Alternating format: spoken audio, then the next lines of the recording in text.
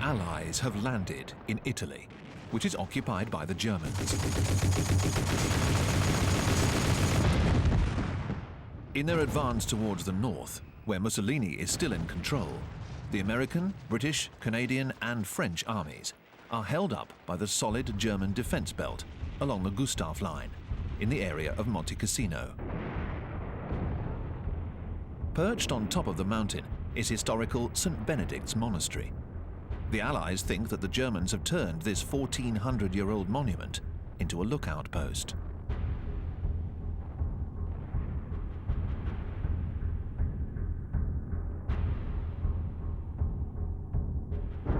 More than 200 Allied bombers will drop over 500 tons of bombs on the monastery. In World War II, nothing is sacred. It turns everything into an inferno.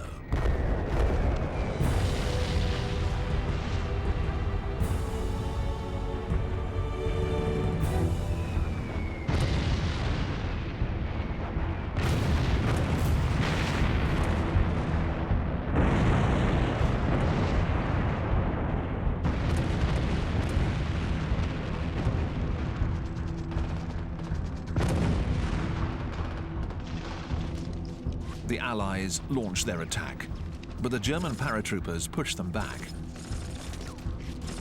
The German shock troops are now firmly entrenched in the ruined monastery. Nothing was achieved by the bombing.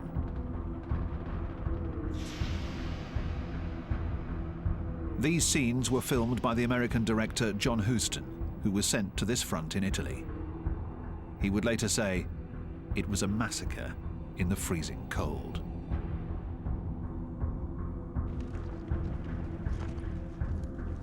And yet Churchill had called Italy the soft underbelly of Europe. By moving in from the south via Italy, Churchill's aim was to take Berlin before the Russians could. The Red Army continues to advance steadily from the east. Kiev is liberated. The German Wehrmacht army pulls out of the Ukraine, obeying Hitler's orders to systematically destroy everything.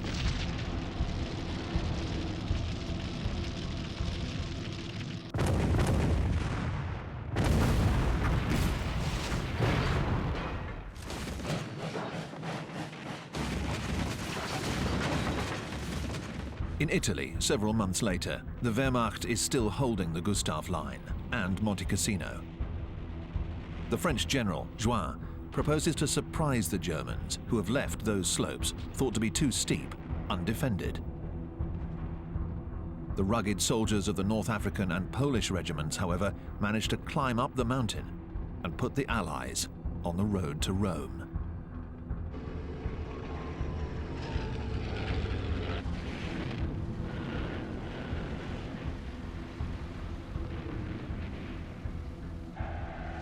As the Wehrmacht retreats, it once again leaves a path of destruction behind it. But together with Mussolini and his remaining fascists, the Germans will retain control of northern Italy and its industries. They are the target of attacks by Italian partisans, and they retaliate with indiscriminate violence. At the same time, in southern England, the Allied war machine assembled for the Normandy landings is gearing up. On the evening of the 5th of June, the paratroopers get ready to leave, decked out in their Indian-style war paint and haircut to make themselves feel brave. The Supreme Commander of the Allied forces, General Eisenhower, comes to tell them, "You are about to embark upon the Great Crusade." The plan is to land on 5 beaches along a 100-kilometer stretch of the Normandy coast, from the Seine to the Cotentin Peninsula, where the German Atlantic Wall defenses are the weakest. At midnight on June the 5th, British gliders and Dakotas full of British, American and Canadian paratroopers slip silently inland over the Normandy region.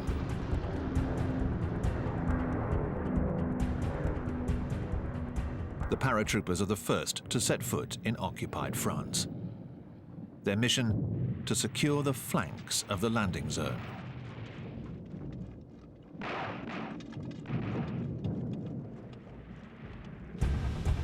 The Allied fleet is on its way.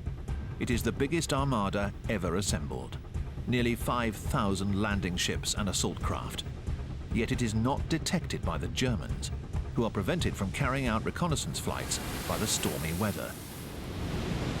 Bombardment and shelling from the battleships pound the coast, but completely miss their targets on the beach codenamed Omaha. The German bunkers remain intact.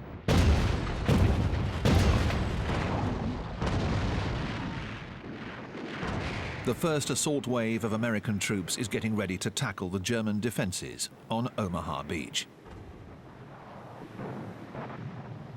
Among them is American writer Ernest Hemingway, who is a war correspondent.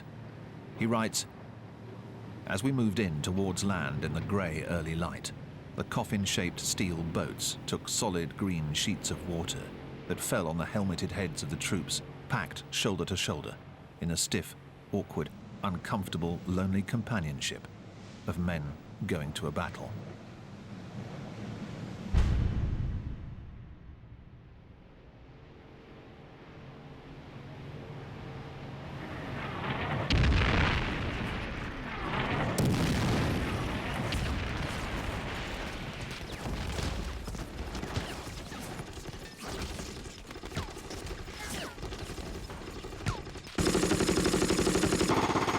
Another war reporter, the photographer Robert Capa, is also caught up in this inferno. He says, "It was the ugliest beach in the whole world. Exhausted from the water and the fear, we lay flat on a small strip of wet sand. Over 2,000 American soldiers will lose their lives here. As the tide rolls in, the soldiers are trapped between the sea and gunfire from the German blockhouses. Eisenhower had prepared a communique in case the landing failed. In a handwritten letter, he said, 'My decision to attack at this place was based on the best information available. If there is any blame or fault attached to the attempt, it is mine alone.' But a small group succeeds in climbing up under enemy fire and neutralizing the German cannons with the help of the Royal Air Force's fighter bombers.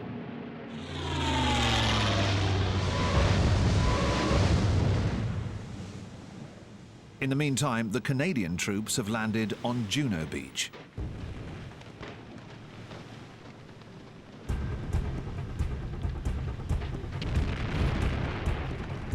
There is indeed very little resistance, only a few shots that do not deter the British on the next beach along.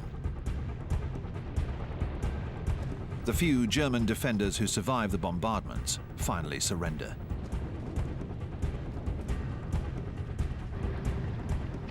British and French commandos land on the fifth beach.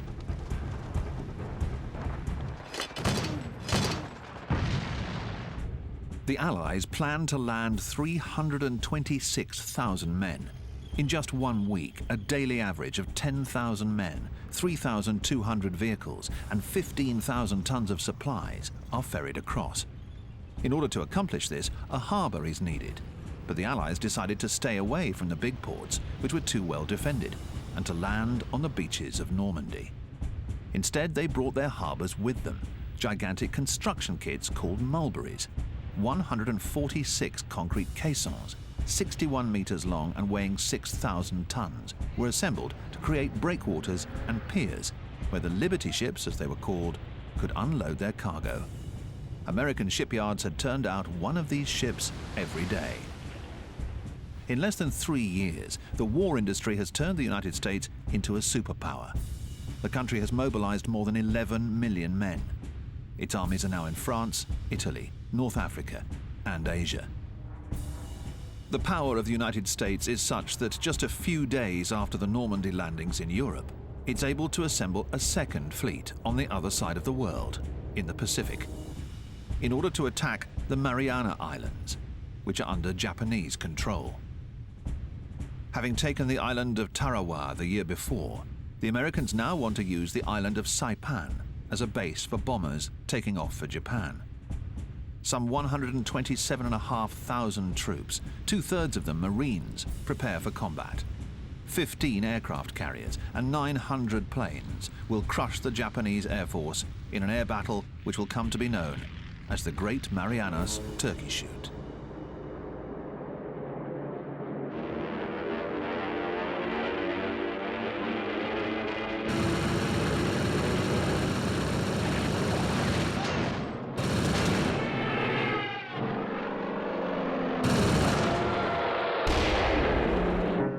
fatal blow is also dealt to the Japanese Imperial Navy.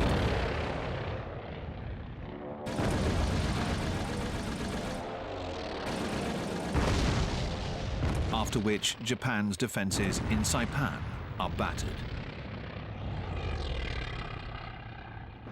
But when the Marines land on this tiny island, which is only 9 kilometers wide, one of the bloodiest battles of the war begins.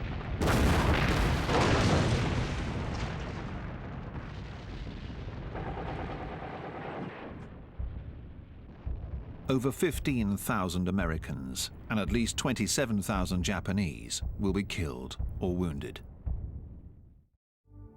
A month and a half after D-Day, the fighting is still fierce. The Allies are advancing, but Eisenhower is worried. Hitler is determined to contain the Allies in Normandy in order to protect the launch ramps for his weapon of terror, the V-1, which he fires at London from northern France. It is the first cruise missile ever to be used. The V-1 is a flying bomb with a pulse jet engine and a 1-ton explosive warhead. This small, swift, pilotless aircraft is difficult to intercept and shoot down. The British call them buzz bombs because they make a motorcycle noise that alerts Londoners to their arrival.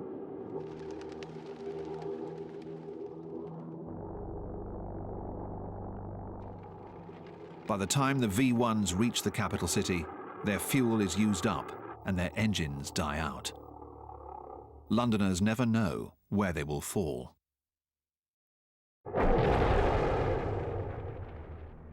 Nearly 20,000 of these missiles were launched against England and continental Europe, killing 11,000 people. But even under these conditions, the British retain their pluck and their composure. If the V-1s failed to demoralize the British, their purpose was also to boost the morale of the Germans. For years, they have had to live in underground shelters.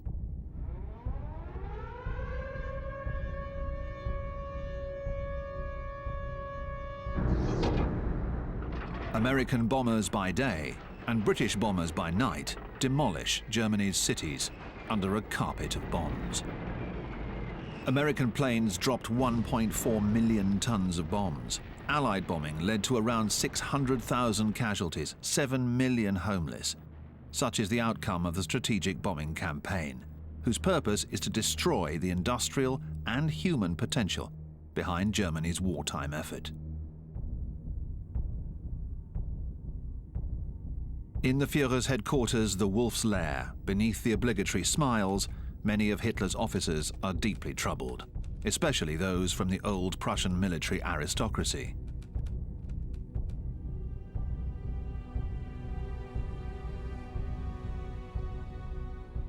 In the past year, many of them have joined a plot to get rid of Hitler. One of these officers, Colonel Count Klaus von Stauffenberg, places a bomb under Hitler's desk during a conference in the Wolf's Lair.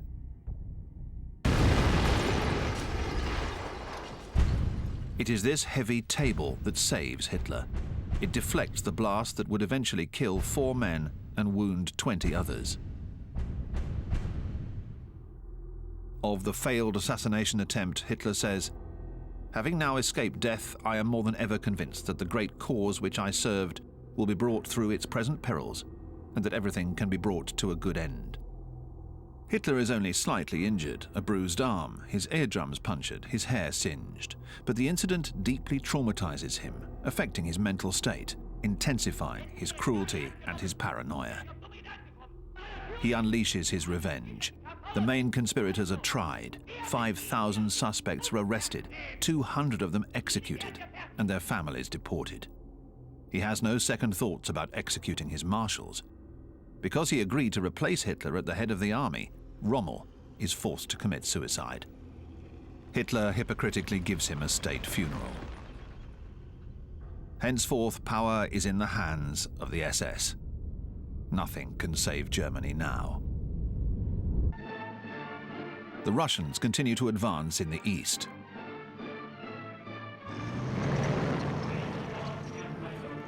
The Great Patriotic War, as they call it, has taken a new turn for them.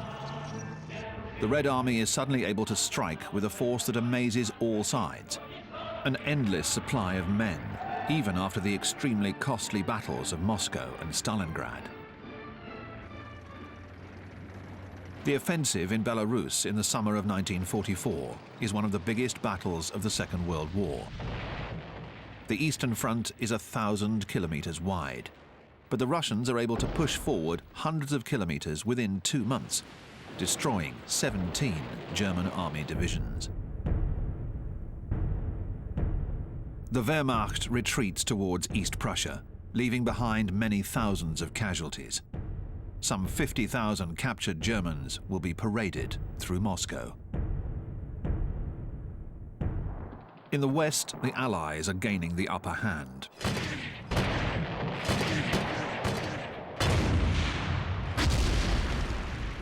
For the Wehrmacht, the situation is deteriorating. 50,000 German soldiers are taken prisoner in the Falaise pocket, or as the Germans call it, Stalingrad in Normandy. It is a much-needed victory for the Allies. The Allies tighten their noose with a new landing in Provence. The reassembled French army plays a major part in this landing.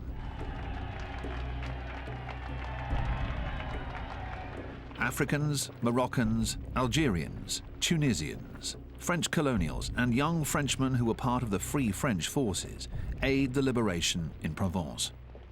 It takes them just 2 weeks to liberate the entire coast up to Marseille.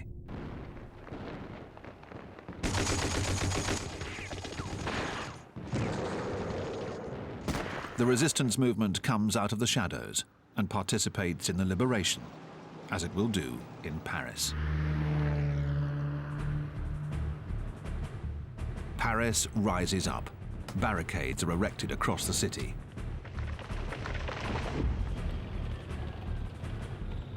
Most of the German army has retreated to the east, but 20,000 men remain behind under the command of General von Choltitz, who has received orders from Hitler to destroy the city.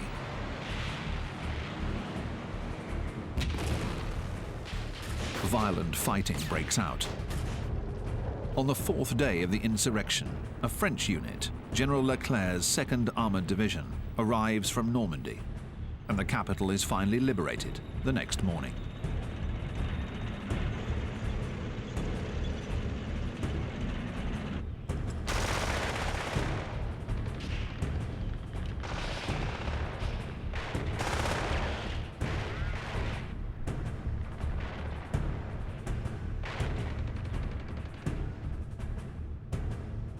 The Germans surrender, and General von Choltitz is taken to Leclerc's headquarters in the Montparnasse train station.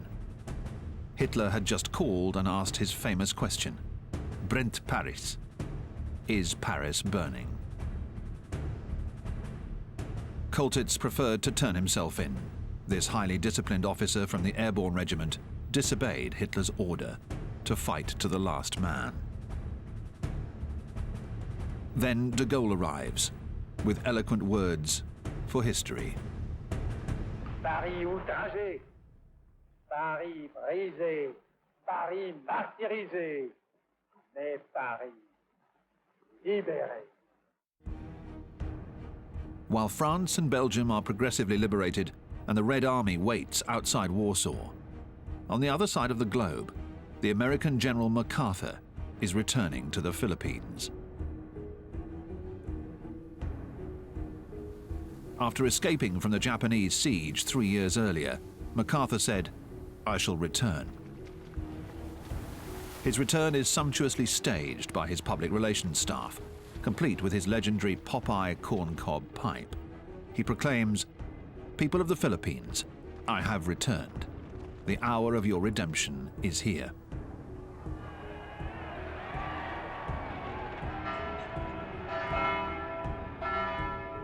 But it will take 4 months to liberate the Philippines. Manila, the capital, will be the second most devastated city of the war, after Warsaw.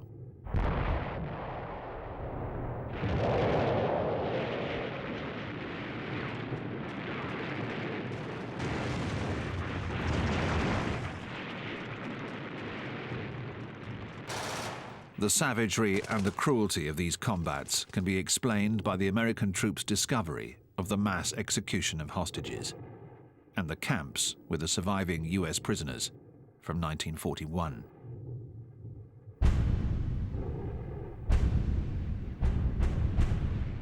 Everywhere in the Pacific, the war is marked by this type of savagery.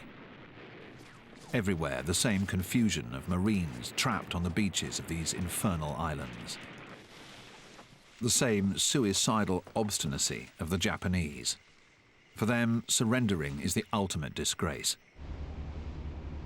The Americans are no longer taking any risks. They follow the instinct to shoot first and ask no questions. Along with imperialism, another underlying cause of World War II is racism.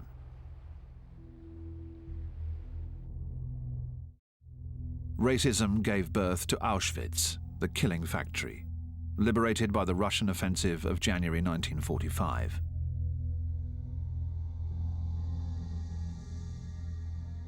Hatred of the Jews, exterminating them, was, as Hitler wrote in Mein Kampf, his mission. He sent 1 million Jews to their death in the gas chambers of Auschwitz. 6 million died of starvation, brutal treatment, were shot and burned in the crematoriums in Majdanek, in Sobibor, in Treblinka. The Russians find a few hundred survivors, tattooed for life. They also intercept the trains full of deportees.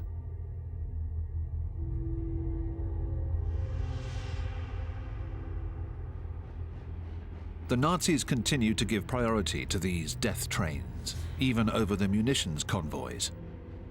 They make their trips to the approximately 100 concentration camps that are still operating at the beginning of 1945. Millions of Jews, political activists, opponents, Christians, homosexuals, gypsies have been deported to these camps, and 5 million of them have died of hunger, abuse, and exhaustion. Like the slaves in the Dora Tunnel, the underground factory where the Nazis are assembling another secret weapon, the V2. The first ballistic missile, with a 1-ton explosive warhead that has a range of 300 kilometers. From the German coast, 1,500 of them are launched against London and 2,000 against Belgium, adding to the devastation and the civilian casualties. The Allies' greatest fear is that it might one day carry a nuclear charge. The eminent scientist Einstein himself had warned Roosevelt about the urgency of getting ahead of the Germans. Huge funds were provided, and a team of scientists secretly went to work on the first atomic bomb. A bomb that uses a metal, uranium, that makes it possible to split the atom. It is expected to have the power of 20,000 tons of TNT, more than 2,000 times more powerful than the largest bomb used to date, in addition to lethal radioactive fallout. The designated target was Berlin. But this first atomic bomb will not be finished in time for Germany. In Germany, are there any factories still standing that will be capable of producing such a weapon? Even synthetic fuel is becoming scarce. The carpet bombing, carried out day and night by the Allies, continues to devastate German cities.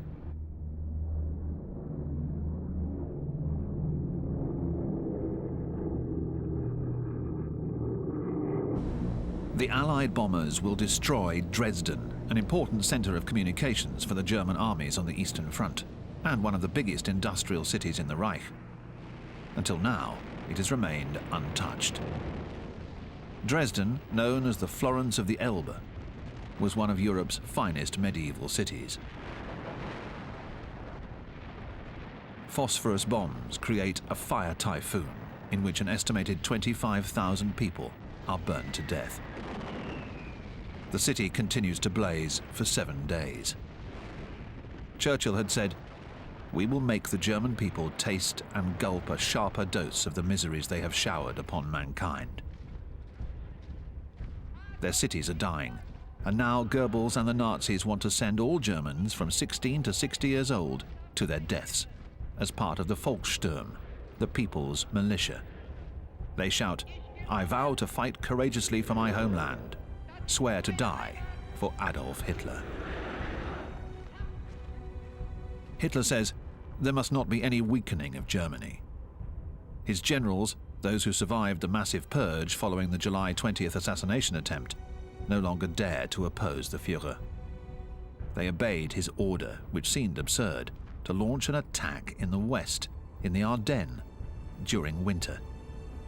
They would have preferred to devote all of their efforts to fighting the Russians. Hitler was hoping to recapture the port of Antwerp in order to stop the Allies from unloading their equipment, which would enable them to move into Germany.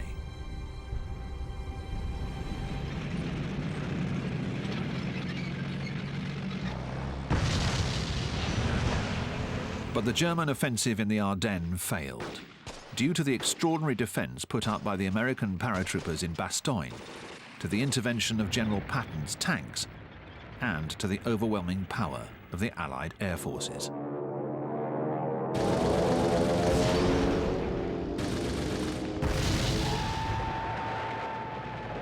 As for the Russians in the east, they are crossing the German border. Millions of Germans flee in panic from the approaching Soviet troops, especially the German women who fear the mass rapes that are being perpetrated.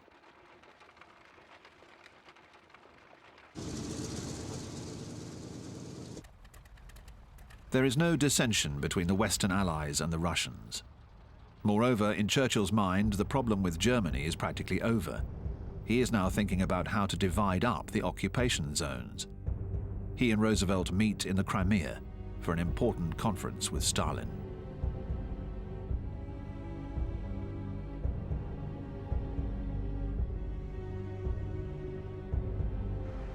Concerned about the increasing losses being suffered in the Pacific, Roosevelt has come to press Stalin to join the war effort against Japan. Stalin has made Roosevelt come all the way out to the Crimea, which takes a toll on the ailing president's health. He is drawn and emaciated. He barely has the strength to hold out his arm.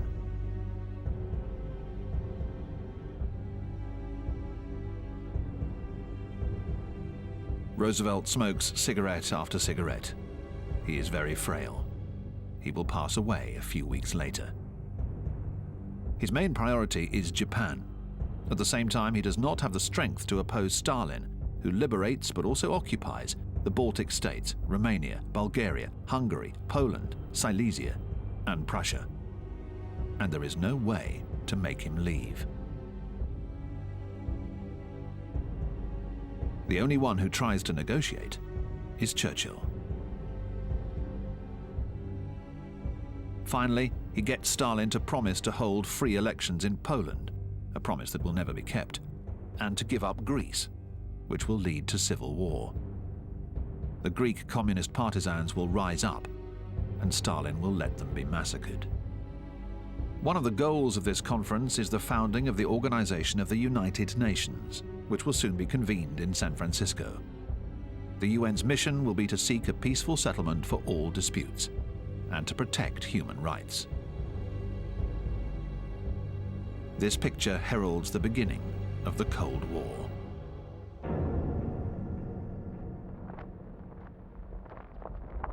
The war in the Pacific continues.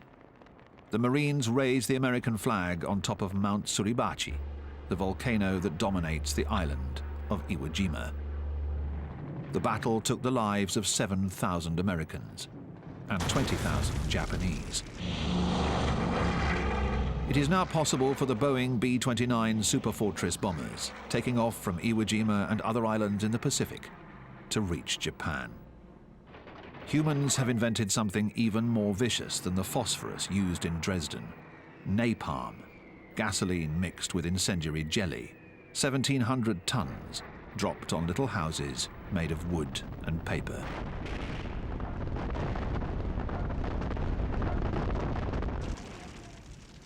The Japanese are victims of their fanatical military leaders who plunged them into this inferno and who wanted to pursue the war, in spite of the 80,000 victims and the 1 million homeless from this air raid over Tokyo.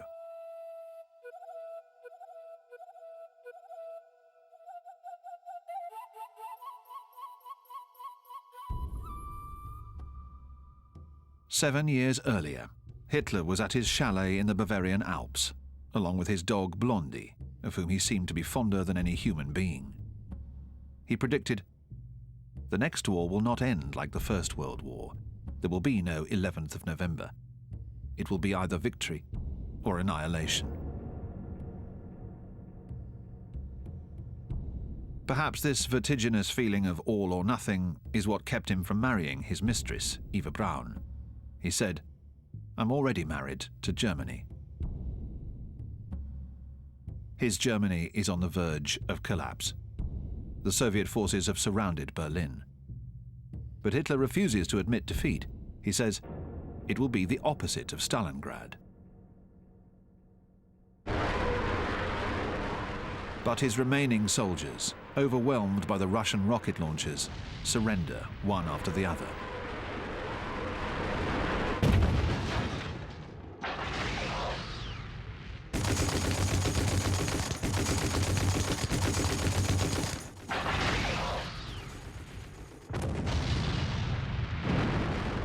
Beneath the ruins of the Chancellery in his underground bunker, Hitler rants and raves and maneuvers his imaginary armies.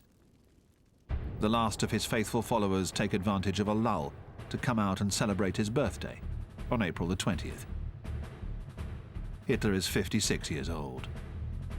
He consoles these Hitler youth who have been chosen because their parents have just been killed in the bombing of Dresden.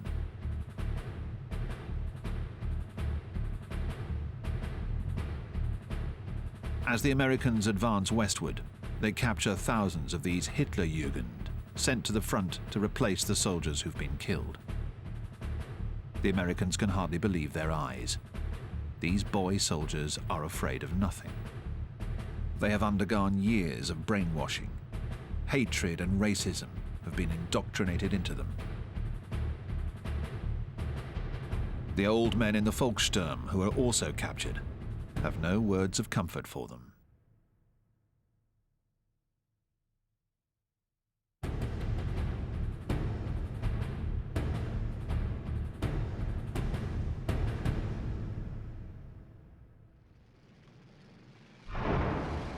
The Americans meet up with the Russians on the Elbe, near the Togau Bridge.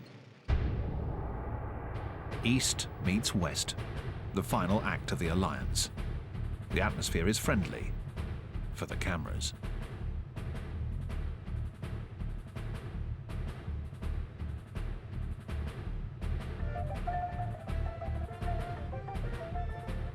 Stalin's portrait is superbly displayed, but Roosevelt's is draped in black mourning crepe.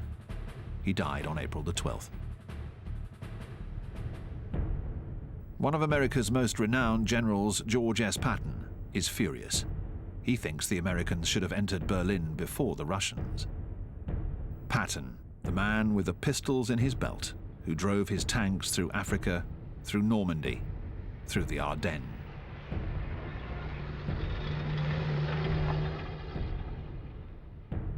He says to Eisenhower, "The Ninth Army is 60 miles from Berlin.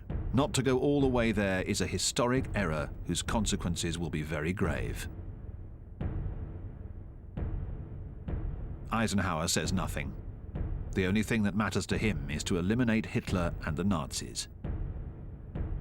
A few days earlier, Patton had called him up urgently, wanting him to witness the horrors of the concentration camp at Buchenwald. Eisenhower had the inhabitants of the nearby city of Weimar taken there in trucks so that they could no longer say they did not know, in order to show them that such things did exist, so that they would be able to testify in Germany.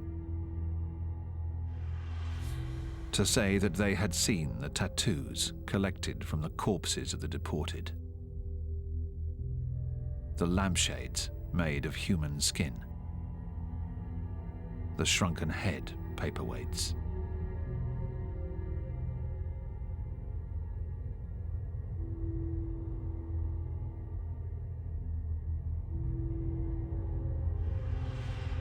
Then, in accordance with the Yalta agreements, Eisenhower withdrew his troops from Buchenwald, which was located in the Soviet zone.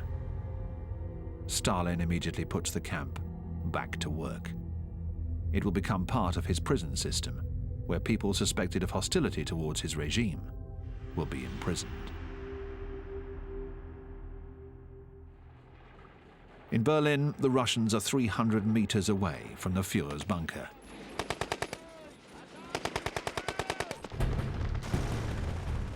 Hitler kills his pet dog Blondie after marrying Eva Braun.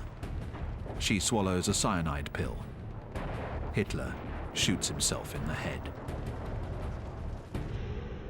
Goebbels and his wife also committed suicide. Before that, Magda Goebbels had poisoned her 6 children. In her last letter, she wrote, "That we can end our lives together with the Führer is a blessing for which we never dared to hope."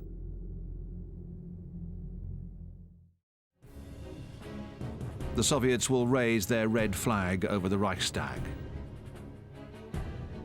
The main Nazi leaders will be captured.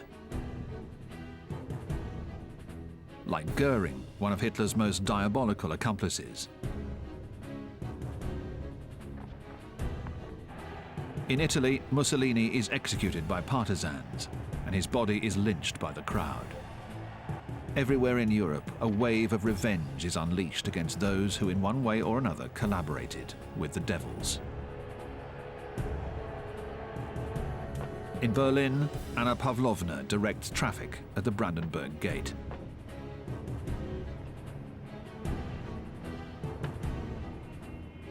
To defeat Nazi Germany, Russia paid a very high price. 20 million civilians and soldiers were killed, nearly 15% of the population of the Soviet Union.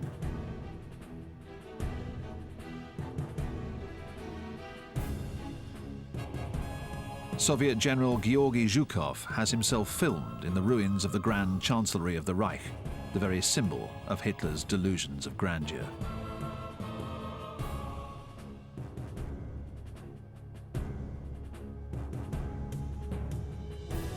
And finally, in Hitler's office, with the famous globe that Charlie Chaplin parodied in his movie The Great Dictator.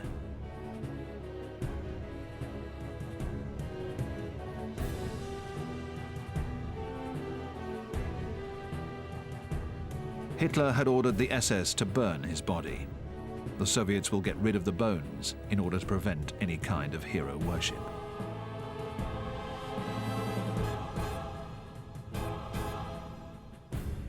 Wehrmacht commander Marshal Keitel signs the unconditional surrender of Nazi Germany in front of General Zhukov, his mortal enemy, and the Allied officers, the British Air Marshal Tedder, the American General Spaatz, and the French General de Lattre de Tassigny.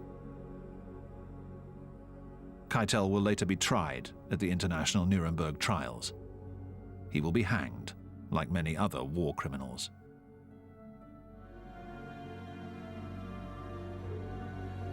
To stop the Nazis, Germany had to be annihilated. Will it also be necessary to annihilate Japan? In the Pacific, the suicide pilots that the Japanese call kamikaze nosedive their planes into the American fleet. Clutching onto their power, the military chiefs in Tokyo sacrifice what remains of their country's youth and their aircraft in order to prevent the Americans from landing in Japan.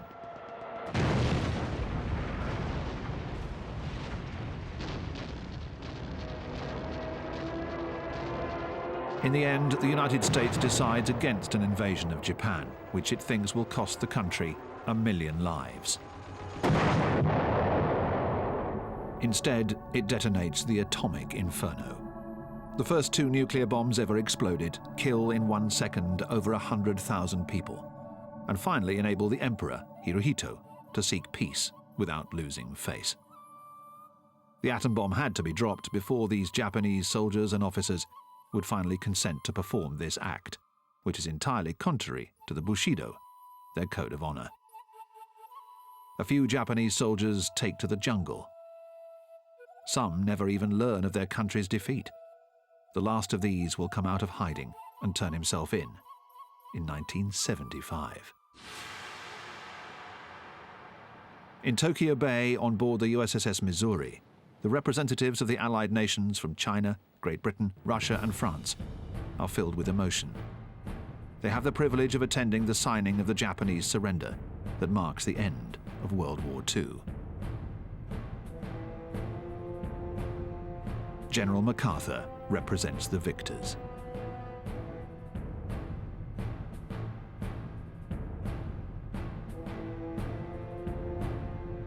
The Japanese Minister of Foreign Affairs, in a top hat, who walks with a limp, having lost a leg in a bomb attack in China, will sign on behalf of the Emperor, with whom he had met the day before. He had told him, "We must make of this day of mourning the first day of the birth of a new Japan. In that way, we can go to the ceremony with our heads held high."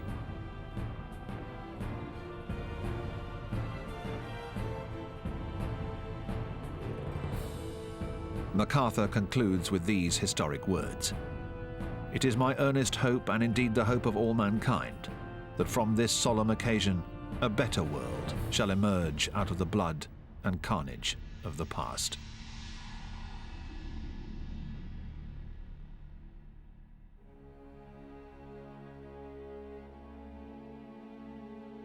This war took the lives of some 50 million people, most of them innocent civilians, in an outbreak of pure violence.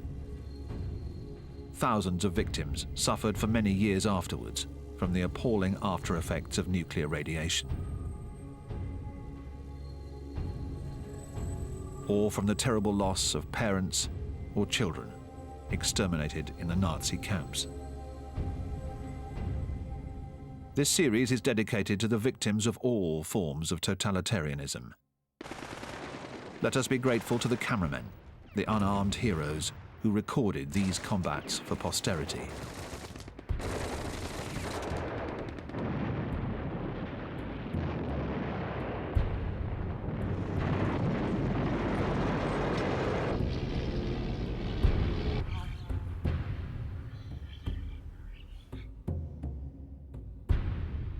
And to all who filmed the war in all of its atrocity and its familiarity. They introduced us to Rose, who on the last day of the apocalypse wrote "The End" on a bomb.